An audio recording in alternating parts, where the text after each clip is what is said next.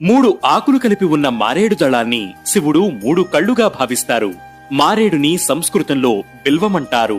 శివుడికి అత్యంత ఇష్టమైన వృక్షమిది. సాధారణంగా ఇళ్ల ముందు ముళ్ల చెట్టు ఉండకూడదని, ఆ ఇంటికి మంచిది కాదని చెప్తారు.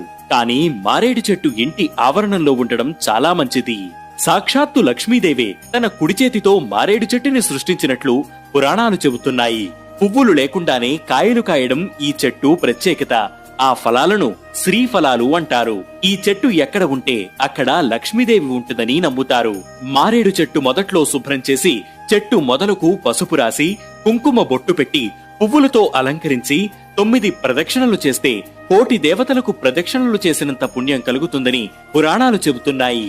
మారేడు చెట్టు కింద ఎవరైనా భోజనం పెడితే ఆ ఇంట్లో సుఖ సంతోషాలు ఉంటాయట. మహాశివుడి స్వరూపమైన మారేడు చెట్టు పాదులో ప్రసిద్ధ పుణ్యతీర్థాలన్నీ ఉంటాయంట.